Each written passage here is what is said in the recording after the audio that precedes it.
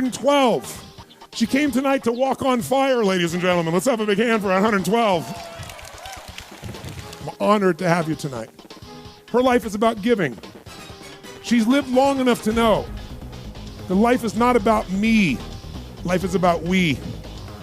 Life is not about what you get. Life ultimately is about what you give. If you succeed, if you achieve, if you make all your dreams happen, but you're still not happy, you're not fulfilled, you don't have a sense of meaning in your life, then you just experienced the ultimate failure that's ever existed in life. If you grow, then what's going to really fulfill you is to give what you've grown from. To give your experience, to give your insights, to give your love, to give the courage or faith you developed and help someone else have that as well. What makes us feel fulfilled and meaningful is we grow and we give. And so one of my goals this weekend for you is to help you discover the art of fulfillment for you. I always have to prove myself all the time. Okay, and now we know what it is. And when you feel like you have to prove yourself, you're afraid that you're not good enough. She has a belief system that she has to achieve to be worthy of love. Some fathers are very big-hearted people, but they don't show emotion, except rarely. And so she's seen that rarely. When she's achieved a huge amount, he's felt proud. This woman can change from depressed or from angry to playful to loving. She has a giant heart. She just wants to feel like she's enough, but her rules make it impossible. It's not her father's rules, it's hers. Right now, there are people suffering. There are people dying right now all over the world. And if you focus on all those people, you will suffer. Right now, there are children being born all over the world, and people are falling in love in this moment. There are men and women in this moment everywhere on the face of the earth that are falling in love with God, with each other, with their children. It's one of the most magical moments in the world right now for hundreds of millions of people. Whichever one you focus on, you're going to feel. So you could try something new. Try this. Bring your hands up like this. Give her a hand, ladies and gentlemen. And the firewalk is just that metaphor of a breakthrough where you get yourself to do something you once thought was difficult or impossible, and after doing it, you get the other side of the fire, your brain goes, damn, what I thought was so difficult is easy. Meaning equals emotion, and emotion equals your life. Every moment you're alive, my friends, every one of us in this room right now is making 3 decisions. Whether you're aware of it or not, you're making 3 decisions. The first decision you're making is what to focus on. Second decision is what does this mean? Third decision is once you come up with a meaning, you're gonna have a feeling, you're gonna have an emotion, and so from that emotional state, you're gonna decide what to do. Are you gonna give up or move forward? Are you gonna blame somebody or are you gonna change something? Whatever you do is gonna shape your destiny.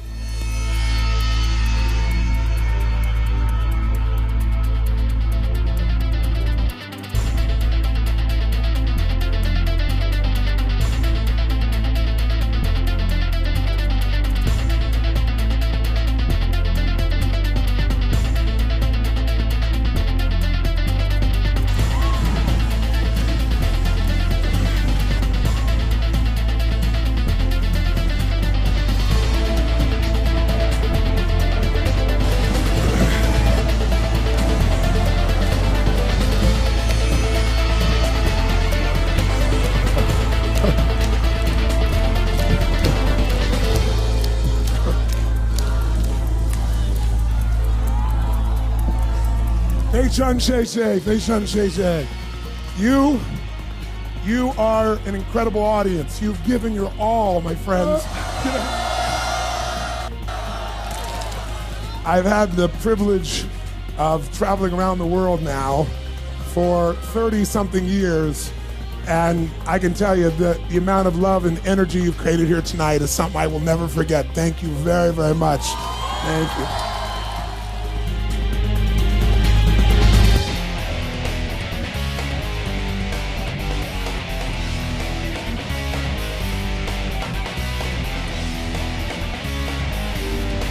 Good night, God bless, make your life a masterpiece. We had a hell of a time here at BBW, such a great time with so many transformations from so many different people from around the world.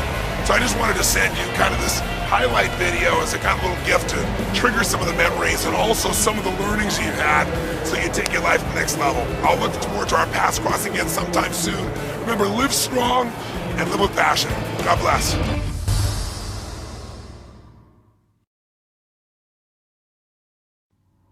Do is make that change in those standards.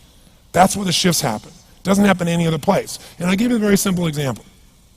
If you want to know the difference in people's lives, it all comes down to what are the things that are musts for you versus shoulds. So let me tell you this. We said to have an extraordinary life, you got to have an extraordinary psychology, right? Extraordinary psychology means you got to live in an extraordinary state. To be in an extraordinary state, you got to condition your nervous system, your body, your physiology and focus to be at their best. Do you agree with this? Yes or no? Then to do that, though, you can do that. Why doesn't everybody? Not because you can't. We all have the ability. It's because of our standards. I remember a time early in my career, I was about 24, and I went to do a seminar in Boston. And in those days, a big seminar for me was like 125 people. And it was a 3-day seminar, and we worked around the clock, and people made such extraordinary changes in their life. And at the end of it, I was feeling so fulfilled. I was thinking, my God, I'm 24, maybe 25 at the time. And I am so happy because I have found my mission in life. I'm doing what I love. It's making a difference in people's lives. This is extraordinary. So we finished about midnight on the Sunday night. And around midnight, I'm still wound up, so I don't feel like going to bed. So I decided, okay, let me take a walk here, and I decided to go through Copley Square. If you've been through Copley Square, it's a pretty neat place. Because in Copley Square, you can look up and you can see buildings that were here before we were known as the United States, and beside them you see skyscrapers that are new. It's a pretty cool place. So I'm walking around midnight on Sunday night. There's nobody in Copley Square midnight on Sunday night. And I'm walking along, and I see this guy in the distance, and he's kind of stumbling back and forth between the gutter and the sidewalk. He's got a long trench coat on, his head's down like this. He's holding a brown bag, and I can start to smell him even before I get there, and I'm thinking, this guy is obviously drunk. And as I started to get closer, I thought, I bet he's going to beg me for some money. And sure enough, whatever you focus on life tends to happen, doesn't it? So sure enough, he gets real close to me, and I thought all of a sudden he wasn't going to do it, and all of a sudden he popped his head up. It was really weird. He went, "Mister!" He had this really bizarre looking sounding voice. He went, "Mister, could you loan me a quarter?" And I thought, do I want to reward this behavior? And then I thought, I don't want him to suffer. Do you have this dilemma sometimes? Like, I'm not here to judge. So years ago I finally decided I always just give. Even if the person's pulling a scam, that's for them to deal with. If I have the ability, then I give. And so I thought, but could I teach him something? So I asked him a question back. I said, is that all you want is a quarter? So he goes, yeah, just 1 quarter. 1 quarter changed my whole life. 1 quarter.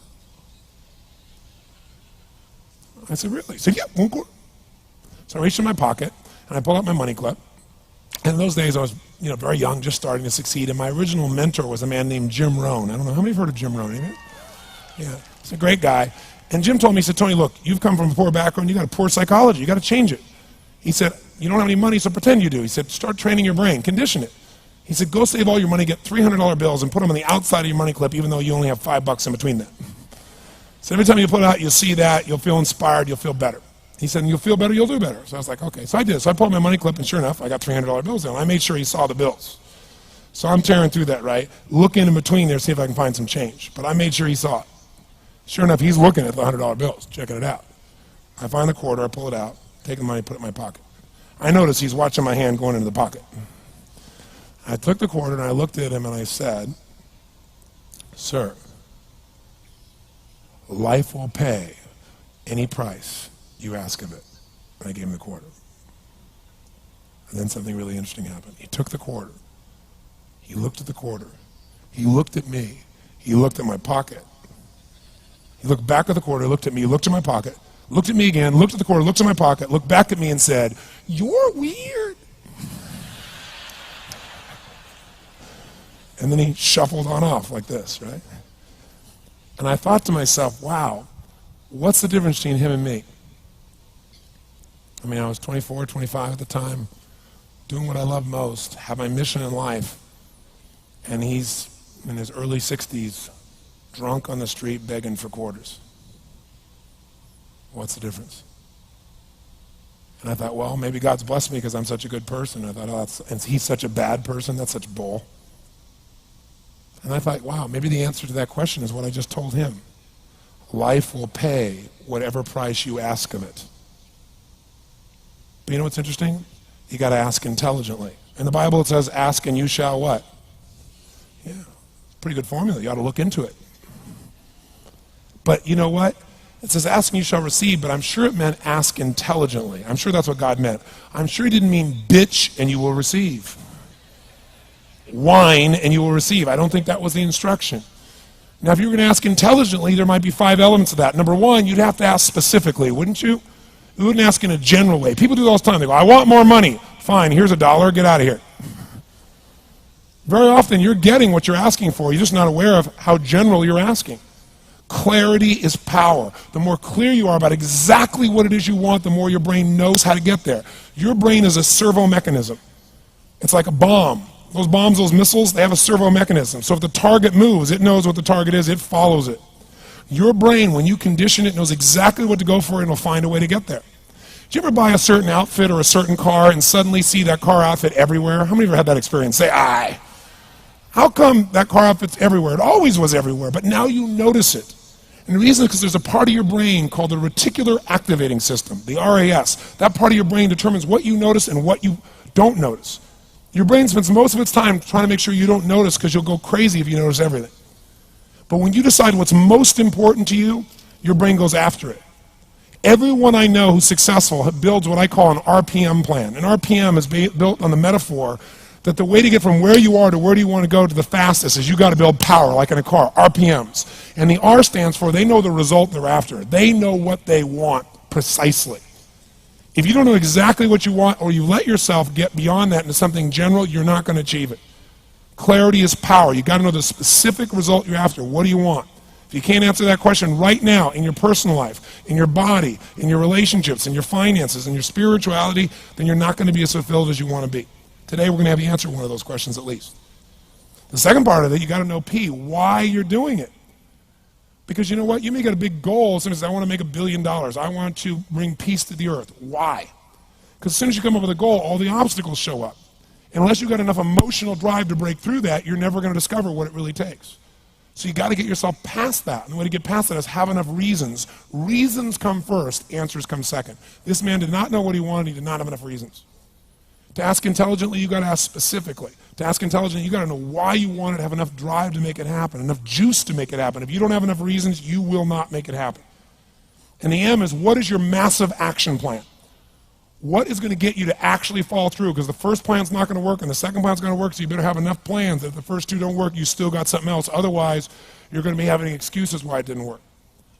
So asking intelligently requires that. So if we're going to be extraordinary in our results, we've got to be in an extraordinary state. We've got to know what we want and we've got to go use it.